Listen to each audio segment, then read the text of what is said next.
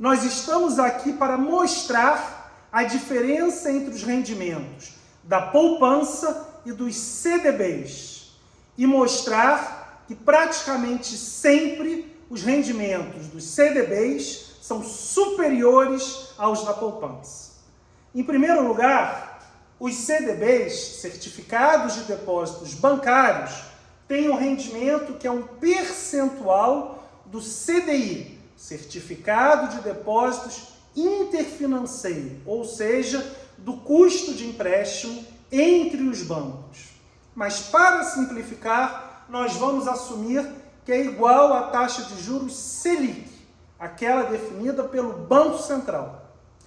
Em relação à poupança, a taxa de juros é a TR, taxa referencial de juros, mais 6,17% ao ano. A TR foi definida em 1991, na época do Plano Collor II. Naquela época, nós tínhamos um período de hiperinflação, naquele ano de 480% ao ano, chegando em 93 a 2.709% ao ano. Ou seja, naquela época, o grande componente da remuneração da poupança era a taxa referencial de juros. Durante o governo Bolsonaro, a TR ficou em zero até dezembro de 2021. E hoje, essa taxa de juros é de 2,01% ao ano. Além disso, existe uma grande diferença do ponto de vista de taxação, pagamento de imposto de renda. No caso da poupança, não há imposto de renda nesse investimento, ou seja, é zero a alíquota de imposto. E no caso dos CDBs, varia de 15% para os investimentos de pelo menos 2 anos a 22,5% os investimentos que ficam menos de 6 meses. E alíquotas de 17,5% e 20% no tempo intermediário. Então, o que nós temos que calcular aqui? A gente tem que calcular, em primeiro lugar, quanto que rende a poupança, porque esse rendimento é fixo.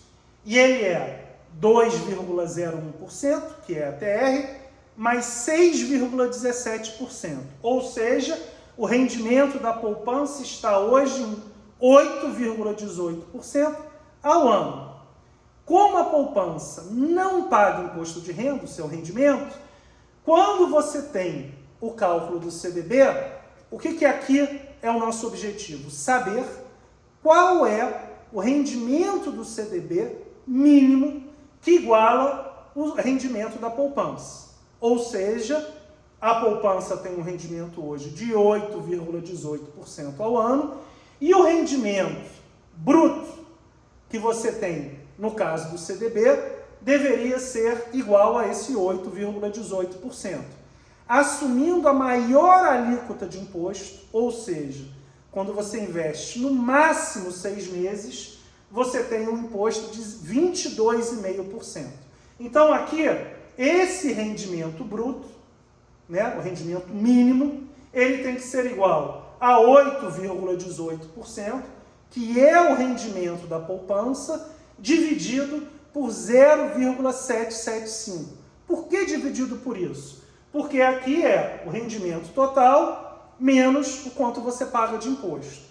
Ou seja, esse rendimento mínimo do CDB tem que ser 10,55% ao ano, que é o 8,18%, que é o rendimento da poupança isento de imposto, dividido por essa alíquota que reflete exatamente o pagamento de 22,5% de imposto. Então nós temos o seguinte: sempre vai valer a pena investir em CDB quando você tenha pelo menos 10,55% de rendimento ao ano. Isso na maior alíquota, ou seja, quando você deixa menos de 6 meses. Agora, quando você vai no banco, eles sempre te falam o rendimento do CDB como um percentual do CDI.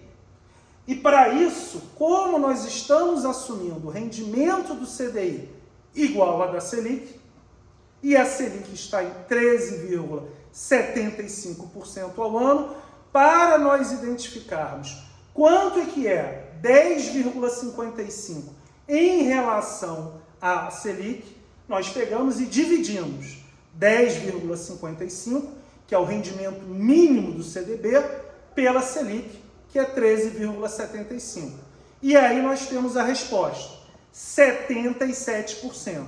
Ou seja, sempre que você for no banco para investir no CDB, mesmo no prazo inferior a 6 meses, e o seu gerente te oferecer mais de 77% do rendimento do CDI, você está ganhando mais no CDB do que na poupança. E na minha experiência, os bancos normalmente oferecem entre 80% e 95% do rendimento do CDI. Para a menor alíquota, ou seja, quando você investe pelo menos 2 anos, de 15%, vocês podem fazer a conta em casa e vocês vão ver que esse percentual cai para 70%.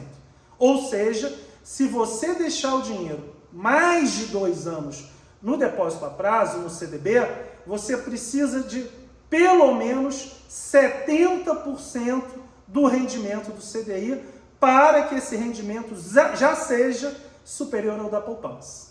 Fica um pouco mais complicado, mas a gente espera aqui que com essa explicação vocês consigam entender. Se tiver alguma dúvida, pode falar comigo. Muito obrigado.